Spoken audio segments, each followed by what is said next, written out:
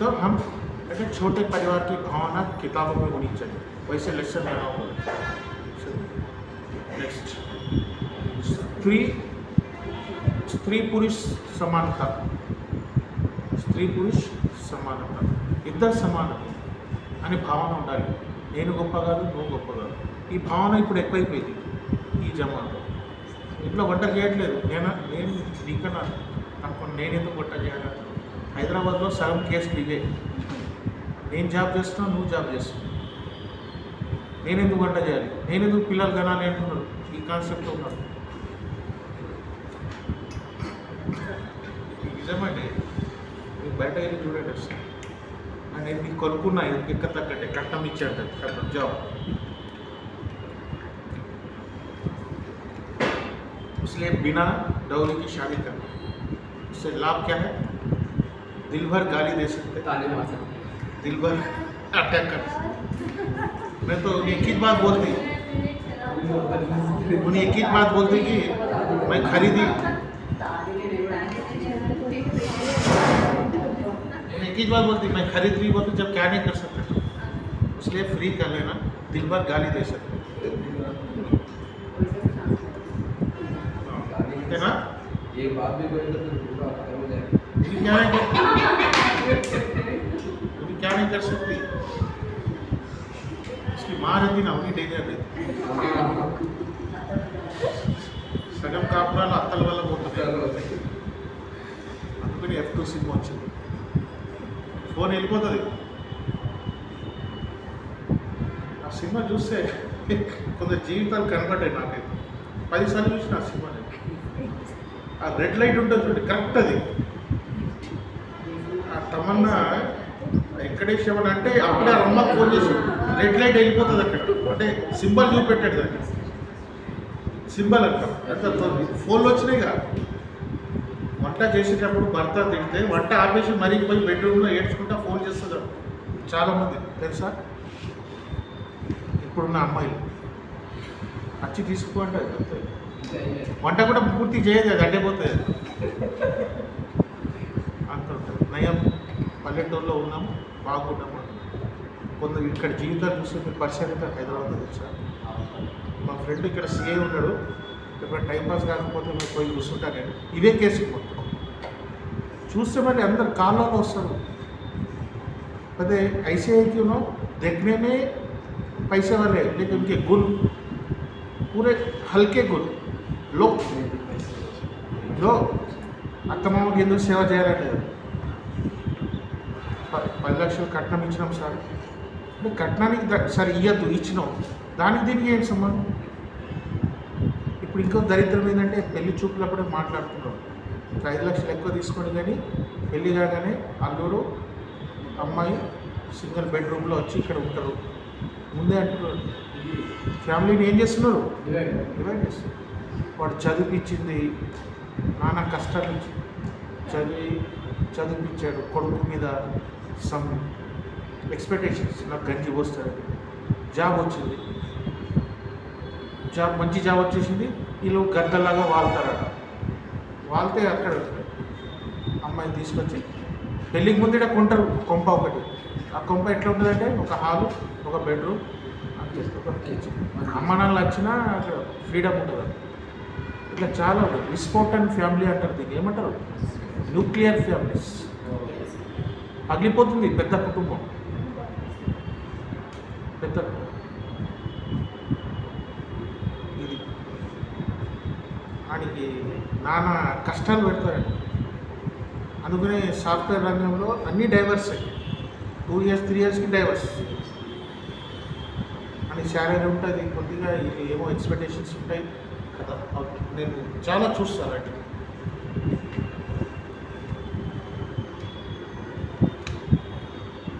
ఇక్కడ ఎక్కువ ఏం చేయలేడు. ఏమైనా డౌరీ కేసు పెట్టేస్తారు, ఉద్యోగం పోతుంది, తిరగాల. కానీ డేరు ఉన్నోళ్ళు వేరే కార్యక్రమాలు చేస్తారు. డౌరీ కేసు పెట్టంగానే కొందరు సంతోషిస్తారు తెలుసా. పోయింది, పీడ పోయింది. కేసు నడుస్తూ ఉంటుంది, ఇంకో పెళ్లి చేసుకుంటాడు. కేసు నడుస్తూ ఉంటుంది. లాయర్ కోసం పైసలు ఇస్తే ఆ కేసు 10 సంవత్సరాలు నడుస్తుంది. మీరు 10 సంవత్సరాలు ఇంకో పెళ్లి చేసుకుని ఇంకో పిల్లలు పెట్టి హాయిగా ఉంటాడు. ఎప్పుడైనా కోర్టు పోయేస్తాడు టైంపాస్. ధైర్యం ఉన్నోళ్ళు చేసి ఇట్లా ధైర్యం లేనివాడు పాపం నలుగుతూ ఉంటాడు. డౌరీ కేసు భయపడేదండి, భయపడద్దు. ఏం కాదు దానివల్ల. పిలుస్తారు, కౌన్సిలింగ్ చేస్తారు, 3 సార్లు కౌన్సిలింగ్, అప్పుడే కేసు బుక్ కాదు. మీకు ఎవరు కొట్టరు. ఇంకోటి తెలుసు, డౌరీ కేసులో మీరు ఎవరిని కొడితే ఆ పోలీస్ పై మీరు కేసు పెట్టచ్చు, మన ఉద్యోగం పోతుంది. ఇది మనం తెలక భయపడతాం అక్కడ. डॉरी केस में कोई आपको पुलिस आपको मारा, वो पुलिस पर आप केस लगा सकते हैं, उसकी नौकरी जाती है। डॉरी केस में छीना नहीं है, आपको टच करना भी नहीं है, खाली काउंसलिंग करना है दूर बैठ के। इतने नियम है। ओके, मैं ऐसा नहीं होना, जीवन सही रहना। ये आपको क्यों बोल रहा हूँ तो इसके तरह आपको देना। कल आप समाज में जा रहे, समझाने आता, आपके पास एक स्टूडेंट आ रहा, सही स्कूल को नहीं आ रहा, उसे घर को जाके देखे तो क्या है, उसके माँ बाप रोज झगड़ा, पका रहे नहीं, यानी बाजू घर में खा के आ जा रहा, कब कब नहीं भूखा आ रहा, कब कब डुम्मा मार रहा, तो आप जाके वहाँ काउंसलिंग कर सकते हैं, अधिकार आपको है। समझे, उसे समझना है उसको, बच्चा क्यों लेट आ रहा, क्यों उन्हें परेशान है। देख सकते, टीचर का मतलब है कि उन्हें 9 बजे जाके पढ़ा के 4 बजे आना नहीं। तो बच्चे के सामाजिक आर्थिक समस्याओं को भी हम हल कर सकते, वैसे टीचर्स होना है। इसलिए टीचर चाहे तो 24/7 है, जैसे डॉक्टर पुलिस है, टीचर भी है। चाहे तो, नहीं चाहे तो क्या भी नहीं, 9 बजे जाना, 4 बजे आ जाना, बजे 4 चले आ అనుకుంటే ఎట్లా ఉంటుంది, అనుకుంటే ఇట్లా ఉంటుంది. టీచర్కి ఉన్న నాలెడ్జ్ ముందు ఇలాంటి పెద్ద పెద్ద సమస్యలు కూడా పరిష్కరించవచ్చు. కానీ కొందరు పరిష్కరిస్తారు, కొందరు లైట్ తీస్తారు, నాకెందుకు, నా నౌకరీ చేస్తే నాకు చాలు, ఇక దిమాగ్ ఖరాబ్ అదేందుకు, అది చెత్త, ఇట్లా ఆలోచిస్తాం. కానీ మనం కొంచెం యాక్టివ్గా ఉండాలి, తప్పులే. నెక్స్ట్, అధికార కా దాయిత్వ, హక్కుల గురించి, హక్కుల బాధ్యత గురించి పాఠాలు ఉండాలి. అధికార దాయిత్వ,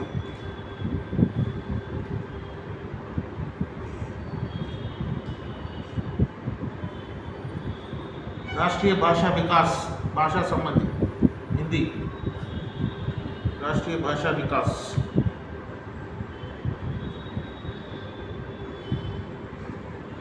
भारत देश राष्ट्रीय आंदोलन, స్వతంత్ర పోరాటం గురించి పిల్లలకు తెలియాలిగా. ఇప్పుడు గాంధీ ఎవరంటే తెలియదు, వాడు గుండు ఉండే, పని బట్టలు తిరుగుతుండే, ఇట్లా ఎందుకు తిరిగిండే, ఇట్లా బట్టలు లేవు, కానీ పైసలు లేవు.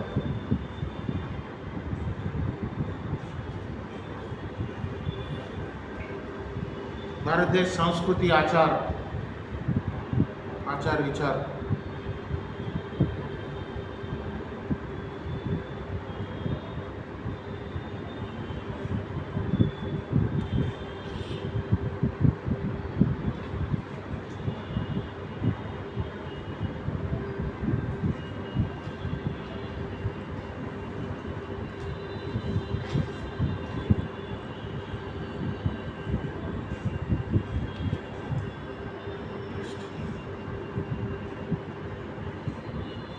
परिवेश की परिरक्षण, परिवेश की परिरक्षण, परिवेश की परिरक्षण అంటే పరివేష్ అంటే ఏంది,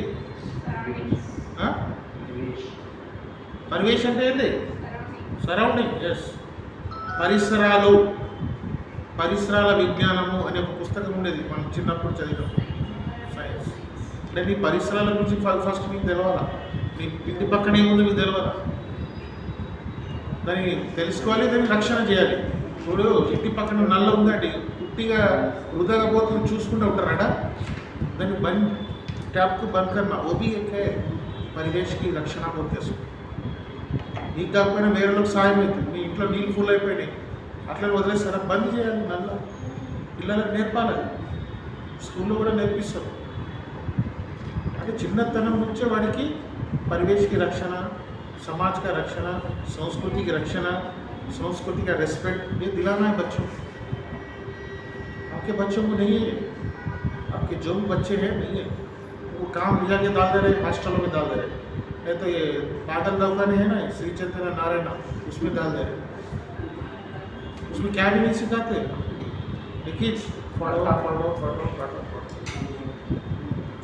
10th क्लास हो गए तो उसको 1 किलो भेड़ी लाभो तो लगेगा था उसको, 1 కిలో బెండకాయలు తీసుకురామంటే సమ్మర్ హాలిడేస్లో వాళ్ళ అమ్మ తెస్తాడు, అలా సగం ఎట్లా ఉంటాయి బెండకాయలు ముదిరినవి ఉంటాయి, అది తెలియదు सखत और कौले में फर्क नहीं मानो उसको, क्योंकि प्रैक्टिकल नॉलेज ही नहीं है उसको।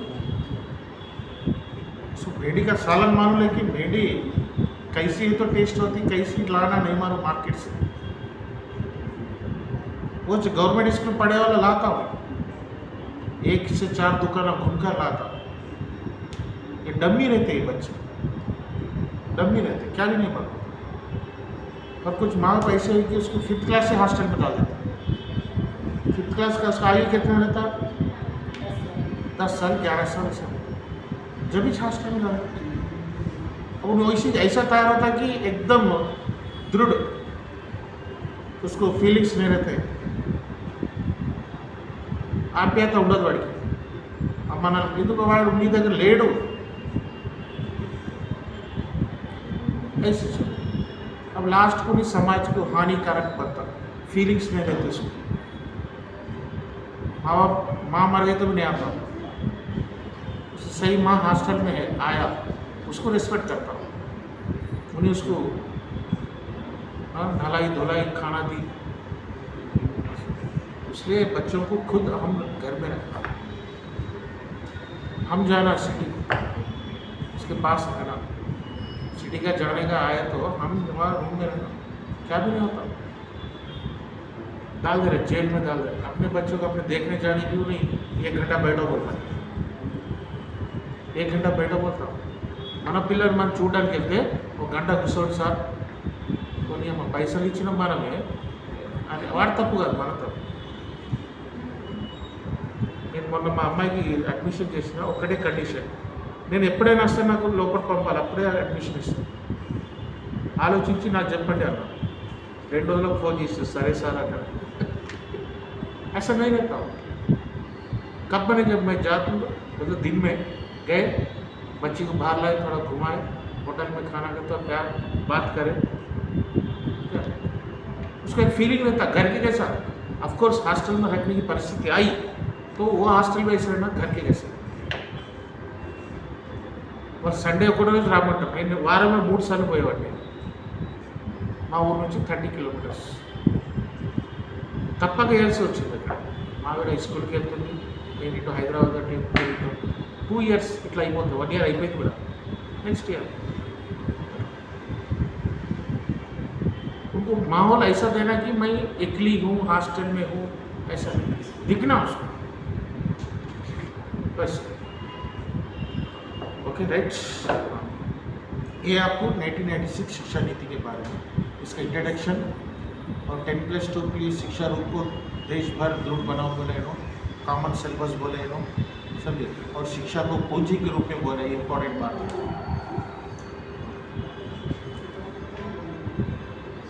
और एक बात, अब नेक्स्ट एक पैराग्राफ में लिखो। अब 1996 ये पहले सुनो, बन गया, देश में आ गया। अब इस पर समीक्षा करने के लिए और एक कमेटी डाले जिसे राममूर्ति कमेटी कहते हैं। 1990 में डायरेक्ट बिट राममूर्ति कमेटी 1990 कमीशन का उद्देश्य क्या था 1996 शिक्षा की नीतियां जो भी हैं, सिफारिश जो भी है, उसको जांच करने के लिए 1990 में राममूर्ति की अध्यक्षता में और एक कमेटी डाले। तो कैसे फॉलो अमल हो रहे देखने के लिए ये प्रश्न पूछते हैं। देखिए 1986 शिक्षा नीति का जांच करने के लिए, शिक्षा नीति के सिफारिश जांच करने के लिए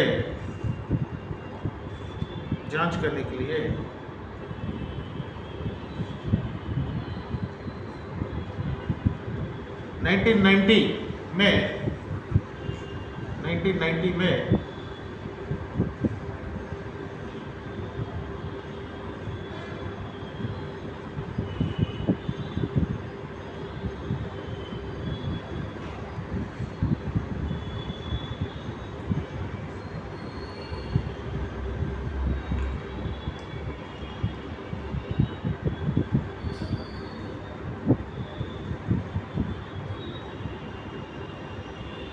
राममूर्ति कमेटी का आयोजन हुआ।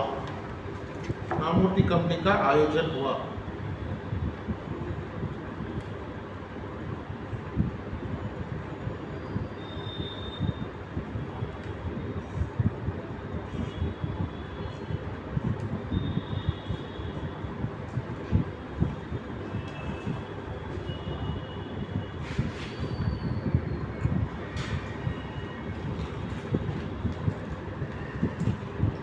ये कमेटी कहती है कि ये कमीशन कहता है कि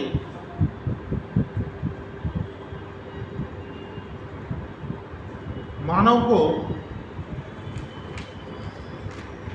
को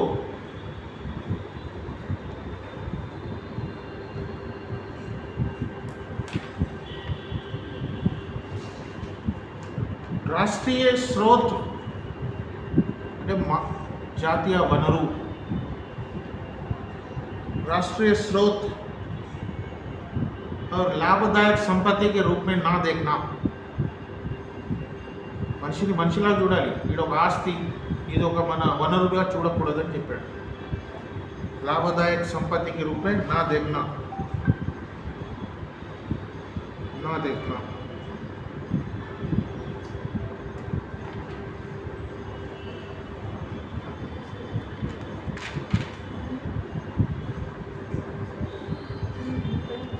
राममूर्ति कमेटी की बातें लिख रहे हैं मेन में।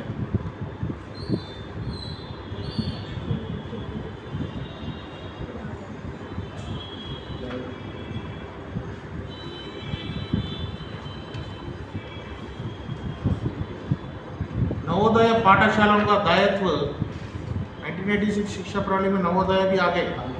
हाँ, और लिखो ब्रैकेट में, नवोदय पाठशालाओं का दायित्व राज्यों को देना चाहिए, రాష్ట్రాలకు ఇవ్వాలన్నాడు।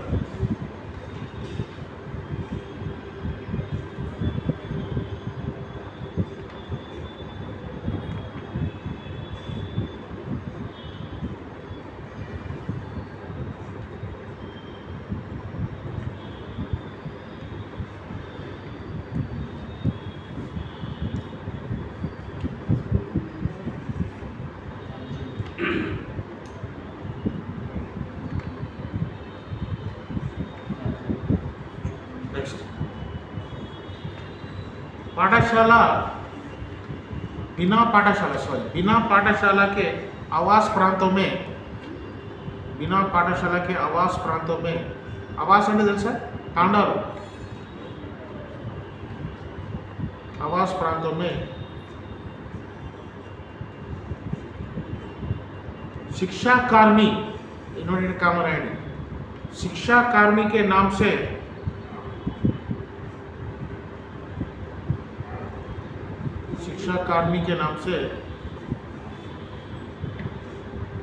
शिक्षा सहायक की नियुक्ति करना।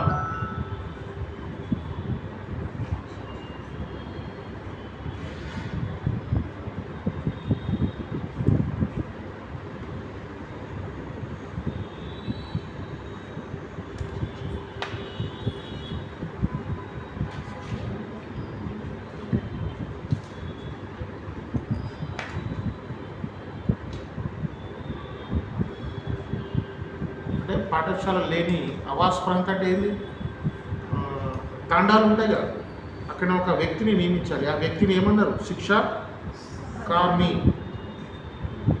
ఆ పోస్ట్ పేరు అది शिक्षा कार्मी के रूप में उसको एक शिक्षा का सहायक उसको नियुक्ति करना। नेक्स्ट, महिला अध्यापकों की नियुक्ति करना।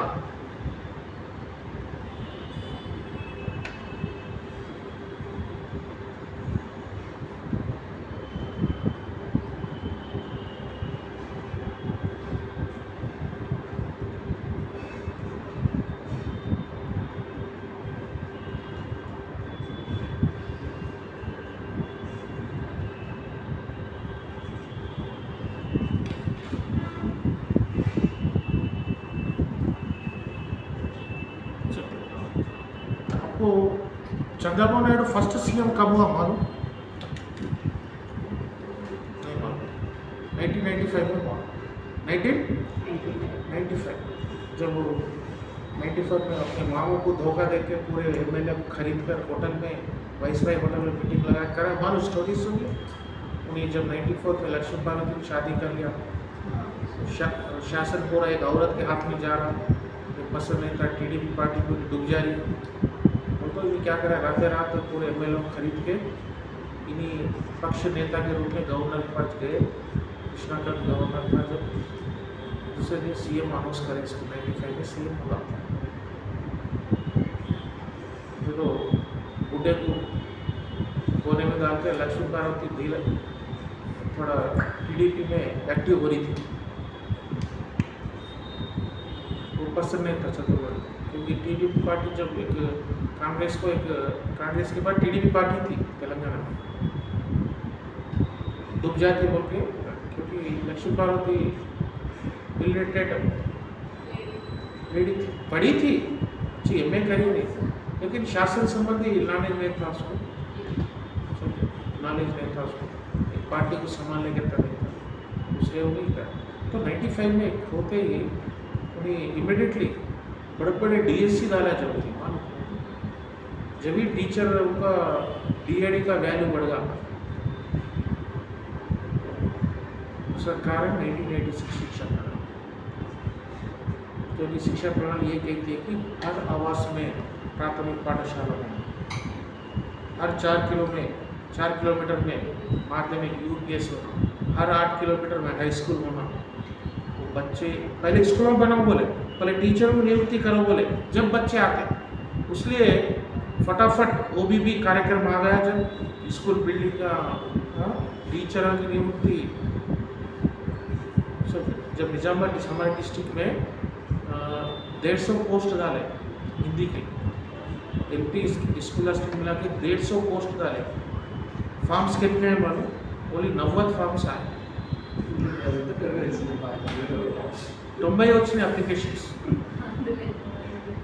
మిగిలిపోయినాయి. తర్వాత దాన్ని వేరే డిఎస్లో కట్టారు. అప్పుడు అందరూ ఎగబడ్డారు దేని మీద, బీఎడ్ పైన, హెచ్పిడీల పైన. కాలేజీలన్నీ వచ్చేసినాయి. అప్పుడు గవర్నమెంట్ కాలేజీ ఉండేది హెచ్పిడి చేయాలంటే, వరంగల్, సైఫాబాద్, అది చూడు మాసప్టాన్, ఏలూరు, ఇవే ఉండేవి గవర్నమెంట్ కాలేజీలు.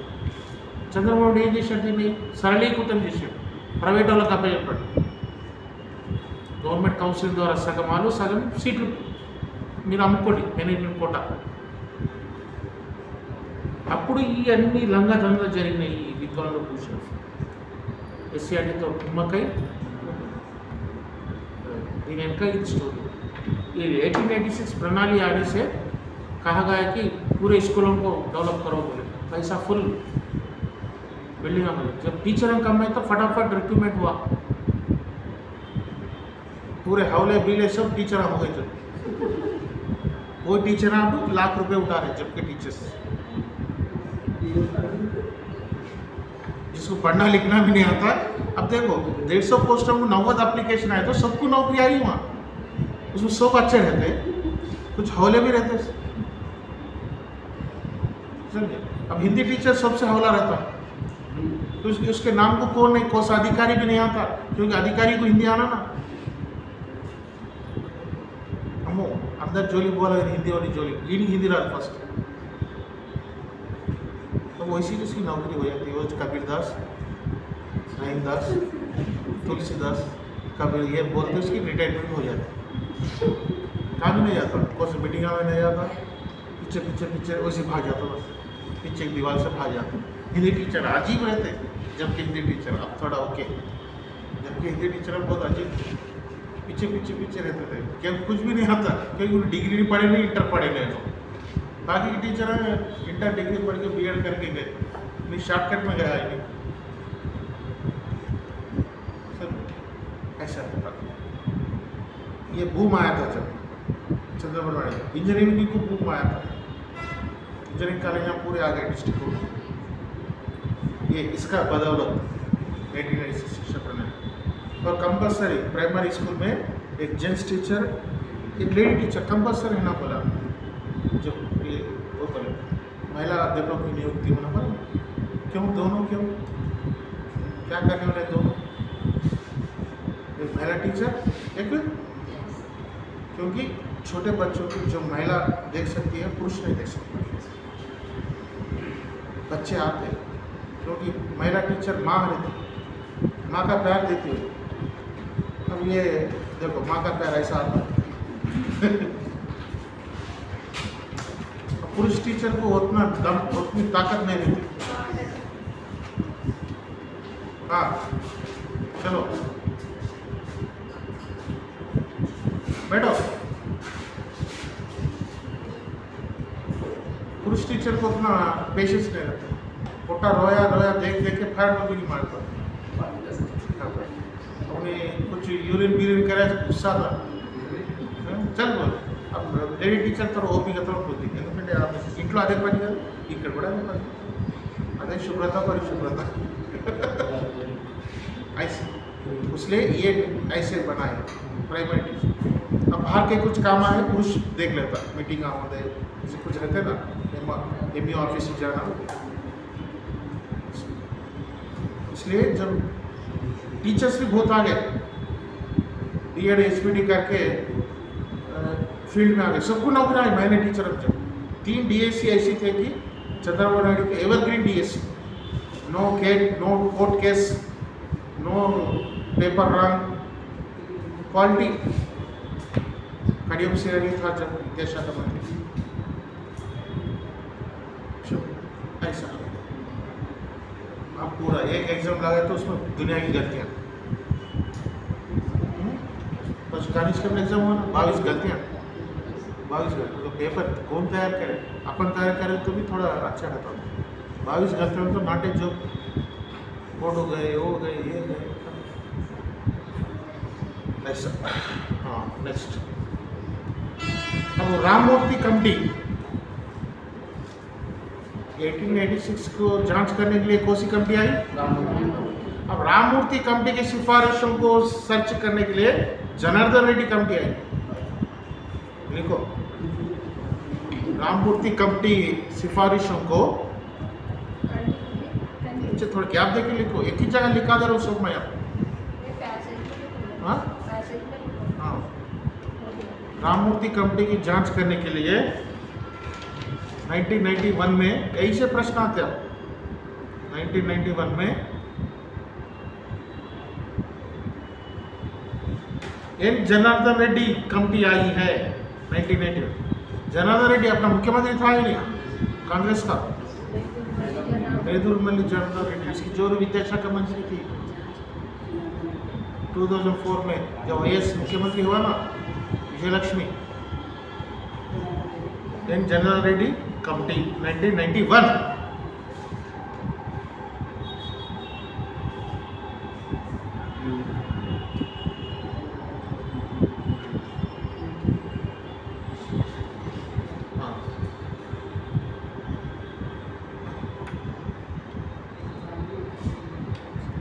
अब जनार्दन रेड्डी कमेटी की सिफारिश क्या है? इन्हीं भी कुछ सिफारिश बोला। सिफारिश अब इसका मेन इंपॉर्टेंट है कि 21 शताब्दी शुरू होते ही अड़ू పెట్టగానే అందరూ साक्षरता होनी चाहिए, सब में साक्षरता होनी चाहिए, అంటే लिटरेट होनी चाहिए। 21 शताब्दी मतलब 2000 तक, 91 में आया नहीं, 2000 तक सब लोग शिक्षित होनी चाहिए। इसके लिए पाठ होनी चाहिए, उसके लिए कार्यक्रम होनी चाहिए। नहीं जनार्दन रेड्डी तन कमेटी देख रहे। हाँ डेट लिखे ना 1991। कब समर्पण करने बोलते 92 में करें, 1 ईयर गैप में करते पूरे कमेटियाँ। एक कोठारी का विषय तो टाइम लिया 2 साल, क्योंकि बड़ा था वो सिफारिश। 21वीं शती में कदम रखते ही सब शिक्षित होना, सब शिक्षित होना।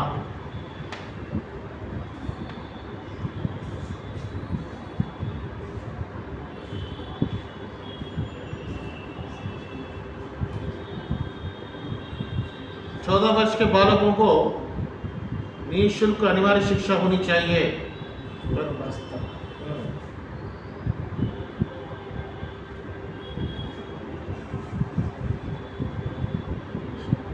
शिक्षित होनी चाहिए।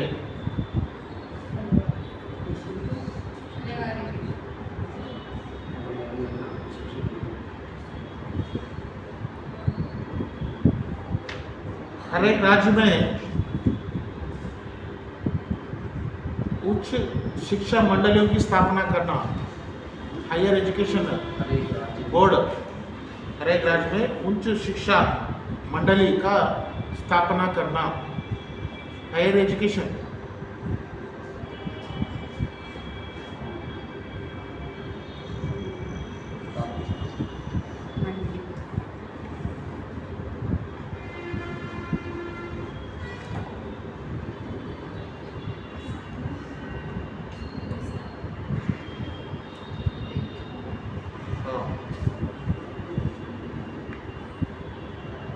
यूजीसी के प्रांतीय केंद्र को प्रारंभ करना। यूजीसी అంటే తెలుసుగా, यूनिवर्सिटी ग्रांट कमीशन, विश्वविद्यालय अनुदान संस्था के प्रांतीय केंद्रों को स्टार्ट करना, स्थापना करना। ఢిల్లీలో ఉండేది, దాన్ని ఏం చేయమన్నారు, వివిధ ప్రాంతాల్లో కూడా స్టార్ట్ చేయమన్నాడు।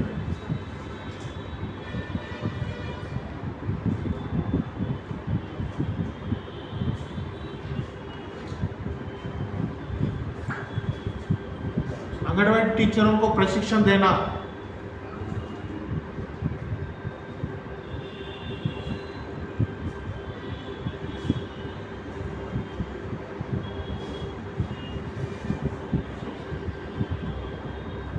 दो प्राथमिक पाठशालाओं के लिए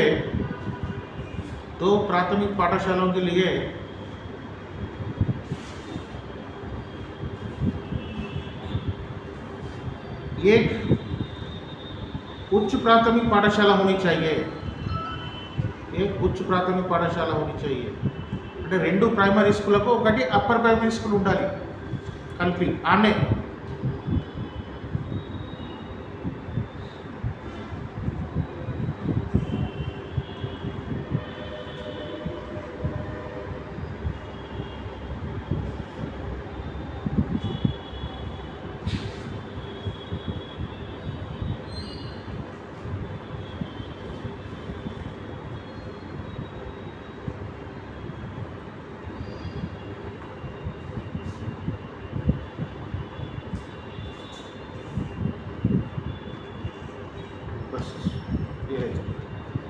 अब यहाँ प्रश्न आपका ऐसा है कि 86 नीति को जांच करने के लिए राममूर्ति कमेटी है।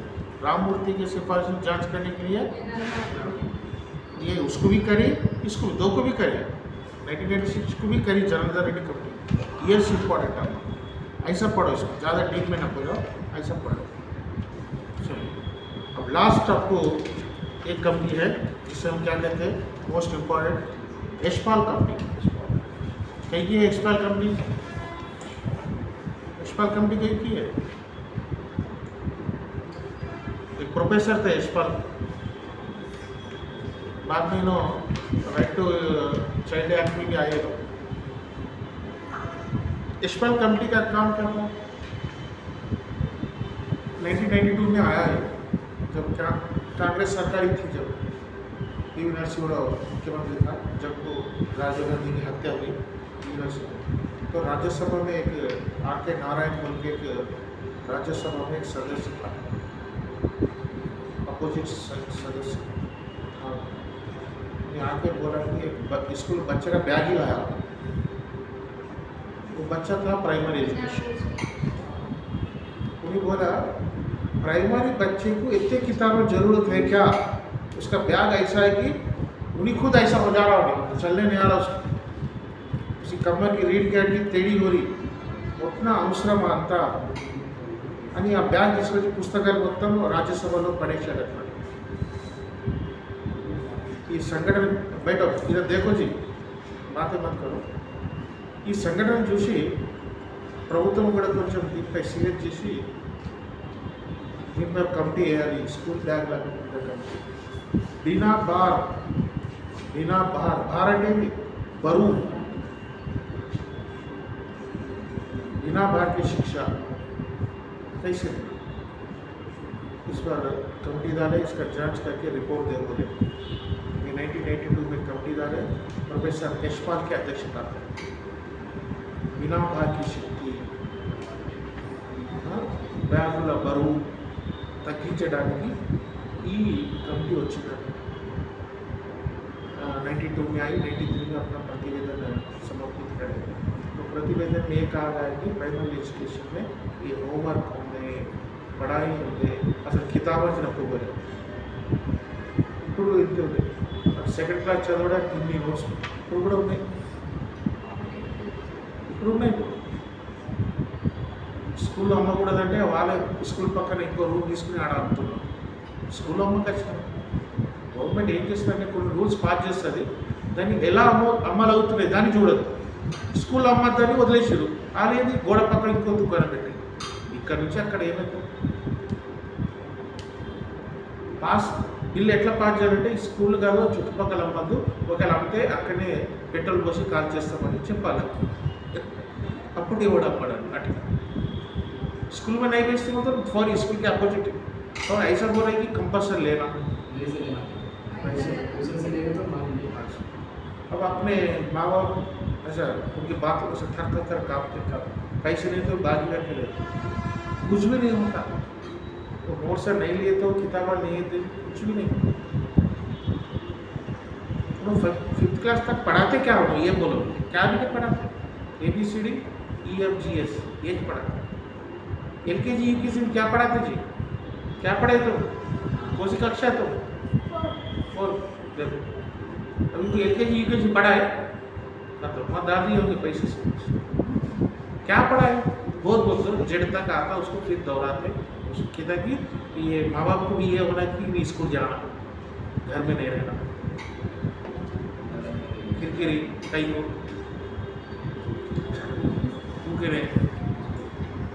दिमाग खराब डिस्टर्बेंस వాళ్ళు ఇదే అదునుగా తీసుకుని వాళ్ళు దోచేస్తారు।